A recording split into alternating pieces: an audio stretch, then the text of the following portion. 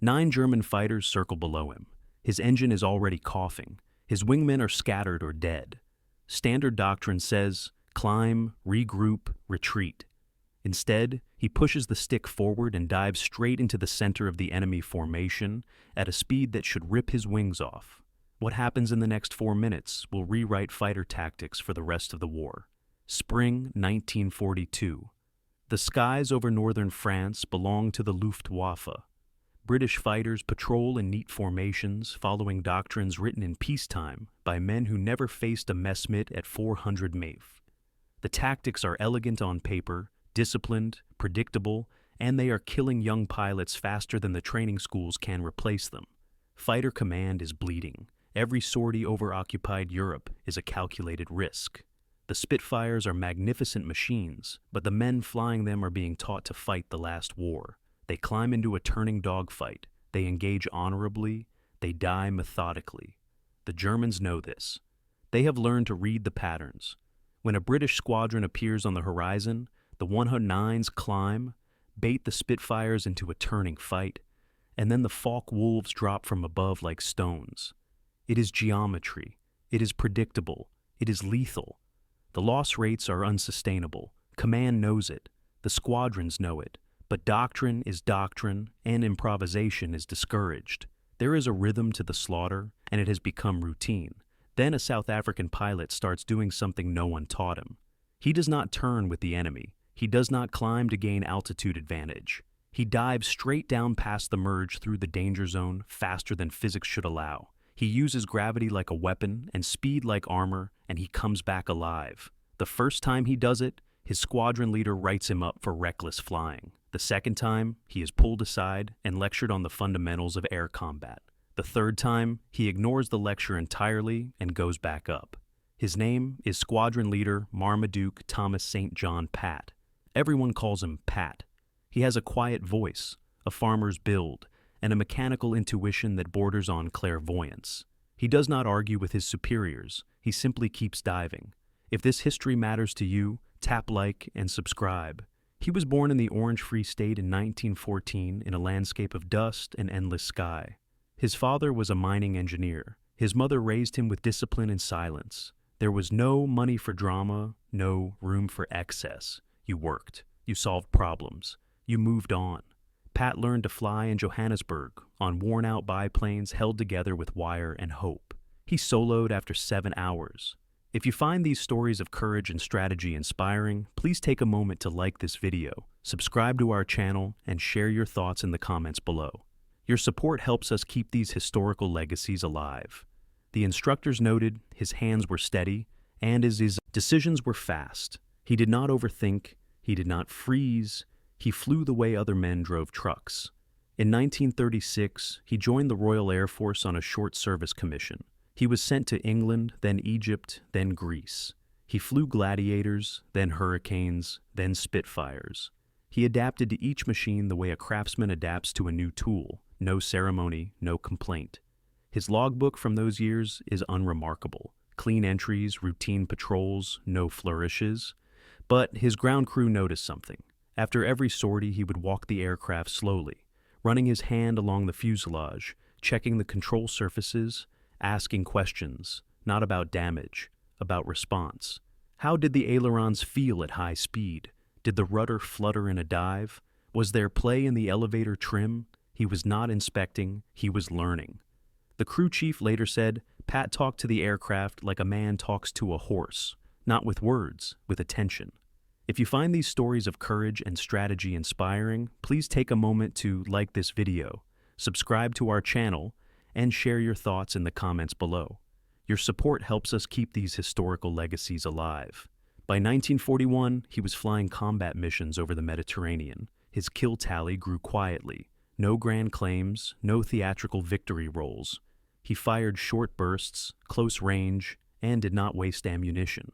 He returned with bullet holes in his wings and said nothing about them. Other pilots admired his composure. He never bragged. He never hesitated. He had the kind of calm that comes from solving problems in 3 dimensions while someone is trying to kill you. But it was his unorthodox diving attacks that set him apart. While others climbed into swirling dogfights, Pat would position himself high, pick a target, and then drop like a falcon. He would blow through the furball at terminal velocity, fire a toucan burst, and zoom back up on pure momentum before the enemy could react. It looked reckless. It looked like suicide. It worked. The older pilots called it the caveman approach. No finesse, no grace, just speed and violence. They mocked it in the officers' mess. They said it violated the principles of energy management, of situational awareness, of teamwork. Pat listened, nodded, and kept diving. He understood something they did not. In a dogfight, time compresses. The pilot who completes the decision loop faster wins.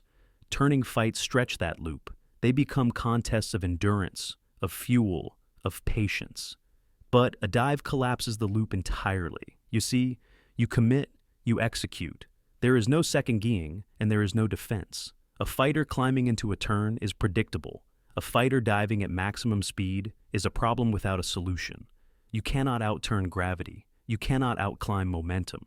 Pat was not a theorist. He did not write tactical papers. But he had discovered through instinct and repetition a principle that would later become doctrine. Speed is life. Altitude is insurance. And the initiative belongs to the man who strikes first and vanishes before the enemy can respond. March 1942. The air war over France has become a killing floor. Fighter command is losing experienced pilots faster than they can be replaced. The Germans have refined their tactics into a brutal efficiency. They fly in pairs and staggered altitudes with discipline and patience. When the British arrive, they wait. They let the Spitfires commit, then they pounce. The British squadrons are still flying the old formations. Vics of 3, tight parade ground spacing, beautiful to watch, fatal in combat. The wingmen spend more time avoiding collision with their own leader than watching for threats. The Germans have learned to ignore the formation and simply pick off the outermost aircraft one at a time, like wolves culling a herd. Command knows the tactics are failing. Reports come back from every squadron, the same story, the same losses. But changing doctrine requires consensus. Testing, approval, and time is a luxury no one has. Meanwhile, pilots are dying in predictable ways. Pat watches this from the cockpit and the debriefing room. He sees the pattern, the hesitation, the adherence to rules that no longer match reality. He sees young pilots frozen by doctrine, waiting for permission to survive. He tries to explain his method to his squadron leader. He describes the dive attack, the energy advantage, the psychological shock of a high-speed pass, the impossibility of retaliation. He sketches it on a chalkboard in the ready room. He uses physics, geometry, common sense. The squadron leader listens politely. Then he reminds Pat that fighter combat is not a solo endeavor. It requires coordination, mutual support, discipline. Diving away from your wingman leaves him exposed. Diving into an enemy formation without backup is not tactics. It is gambling. Pat does not argue. He has learned that some men trust experience and some men trust process. He has also learned that when the two conflict process wins the meeting and experience wins the fight. So he stops trying to convince anyone. He just keeps flying his way, and his kill count keeps rising.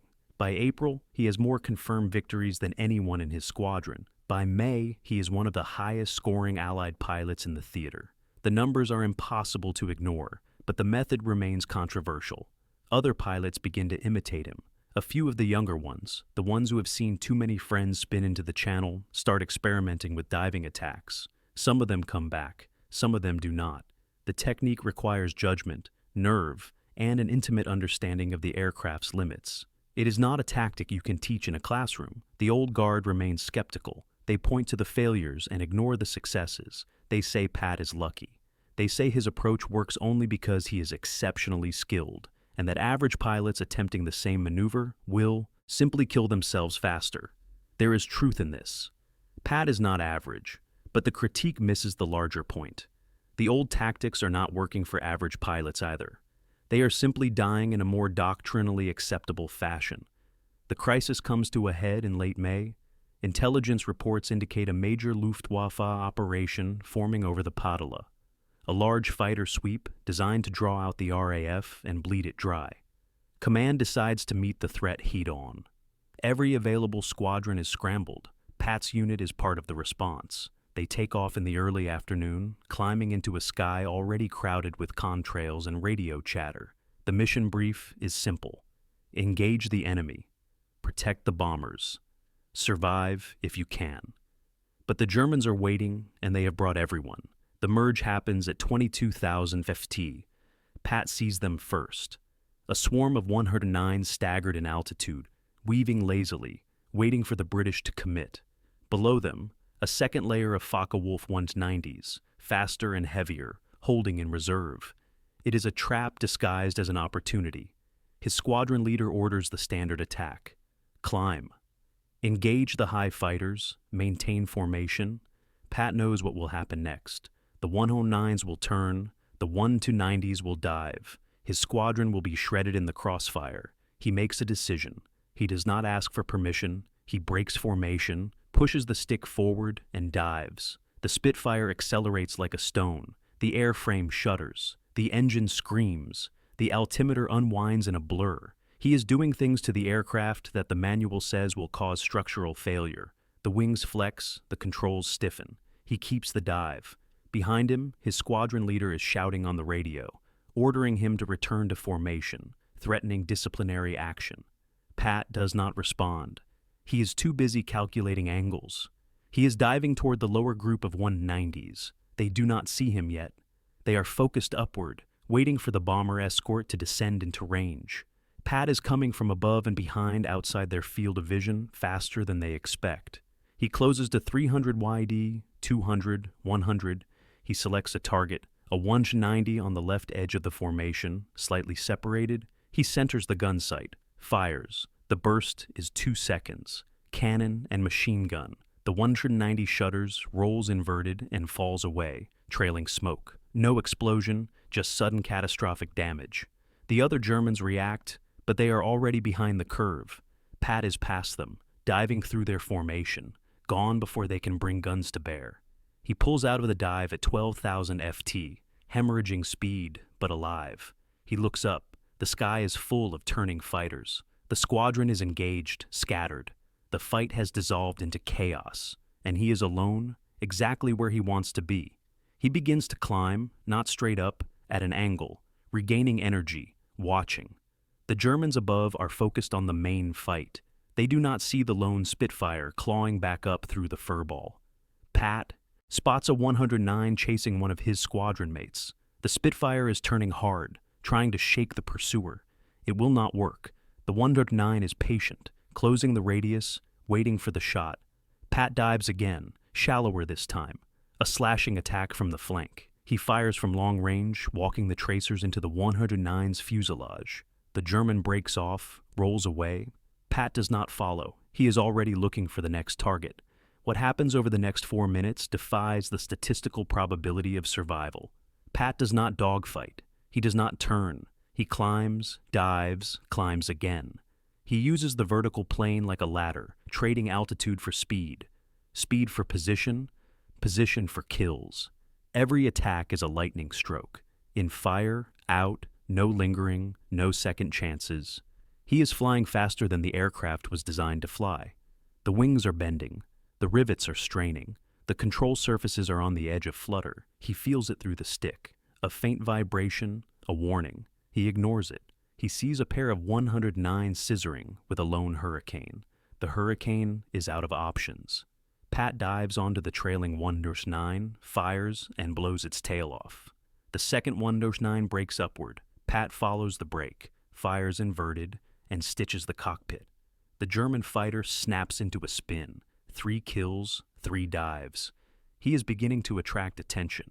The Germans realize there is a lone Spitfire hunting them from above. They start looking up, but looking up costs them focus on the main engagement. Pat is disrupting the rhythm of the entire battle. He climbs again. His fuel is low. His ammunition is half gone. His engine temperature is climbing into the red. The logical choice is to disengage, to dive for home, to survive. He stays. He sees a 190 lining up on a crippled Spitfire trailing smoke. The Spitfire is barely flying. One more burst will finish it. Pat dives. The angle is impossible. The closure rate is suicidal. He fires anyway. The 1-90 explodes. The crippled Spitfire limps away. 4 kills. He pulls up. The G-forces crush him into the seat. His vision tunnels. Gray edges creep in. He eases the stick, lets the blood return to his brain, and keeps climbing. Another 109, another dive, another 2-second burst. The 109 rolls onto its back and falls away. Engine dead. 5 kills. The sky is thinning. The surviving Germans are breaking off. They have lost cohesion, lost the initiative. They are no longer hunting. They are defending. Pat sees a 190 trying to escape, diving for the deck. He follows full throttle. The Spitfire is shaking itself apart. The wings are screaming. He closes to point-blank range and fires. The 190 disintegrates. 6 kills. He pulls up at 3,000 SPAS FT. His vision is blurred from the G-forces. His arms are lean. His fuel gauge is bouncing on empty. He should leave now. But he sees 2 more 109s reforming, trying to regroup. He turns toward them. They see him coming. They split. One goes high, one goes low. Classic defensive. Split. It should divide his attention, force him to commit to one and concede the other. Pat does not commit. He dives between them, fires at the lower 109 on the way down, hits. The 109 rolls away trailing coolant. He pulls up hard, meets the higher 109 head-on, and fires in a closing pass. The 109 breaks left, smoking. 7 kills, confirmed or damaged. The line is blurring. He is out of altitude, out of speed, out of tactical options. His engine is overheating. The oil pressure gauge is flickering. He smells burning metal. And then he sees them. 2 190s close, closing. They have spotted him. They know he is vulnerable. They are coming for him. Pat does the only thing he can. He dives again. The Spitfire is past its limit. The airframe groans. The wings flex visibly. The dive is nearly vertical. The airspeed indicator goes off the scale. He is falling faster than controlled flight, faster than the 190s can follow. He pulls out at 500 FETCs. The G-forces are crushing. His vision goes black. The stick feels like it is made of stone. The Spitfire shudders, groans, and levels out. The wings stay on barely. He looks back. The 190s are gone. They broke off.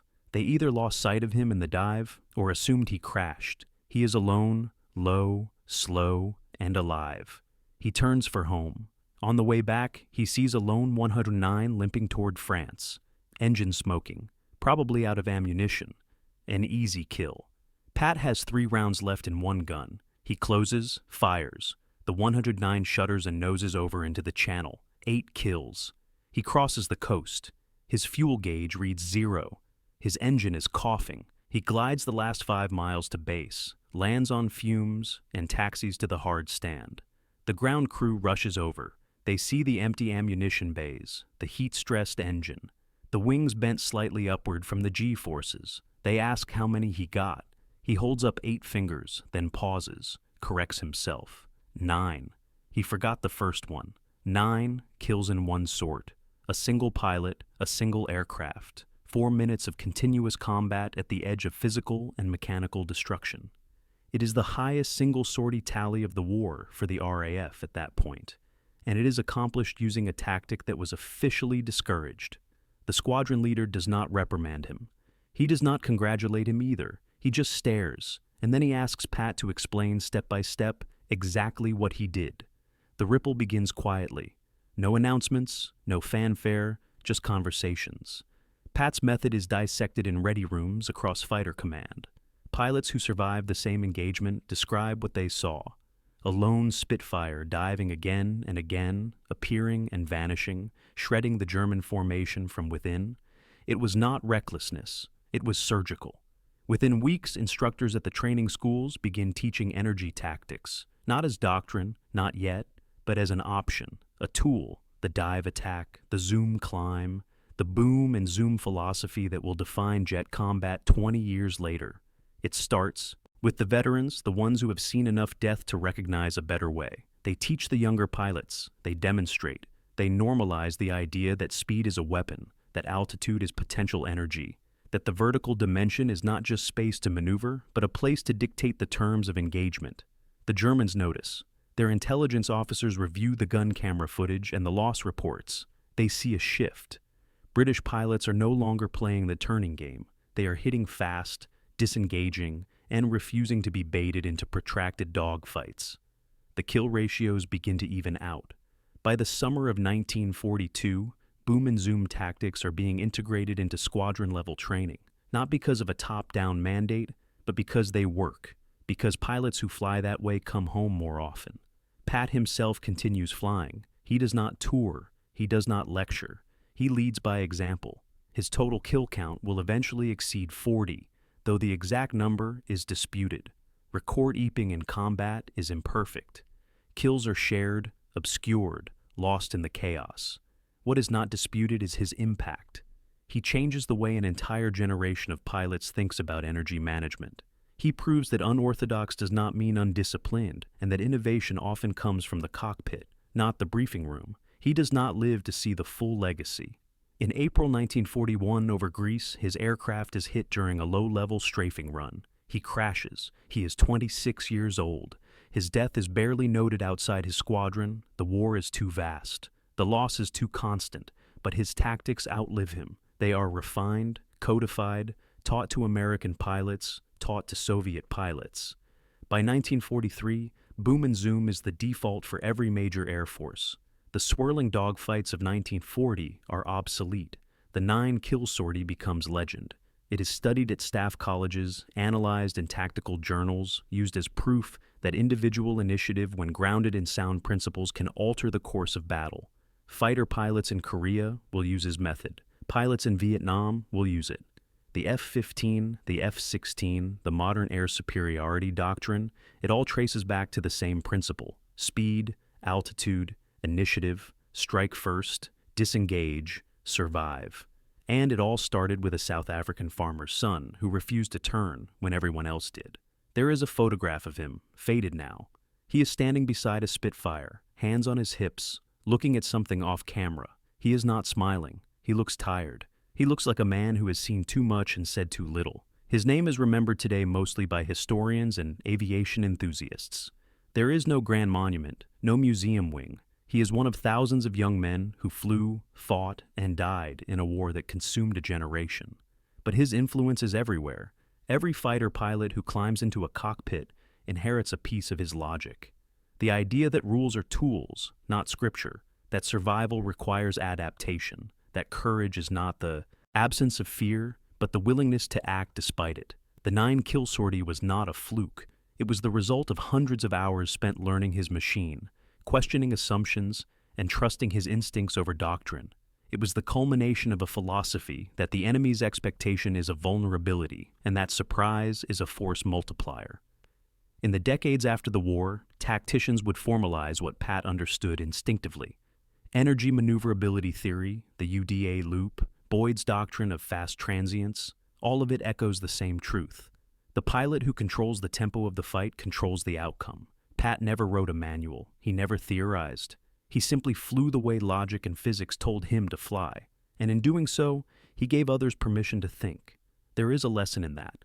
Not just for pilots, for anyone facing a system that demands conformity in the face of evidence. For anyone told that survival requires adherence to rules that no longer match reality.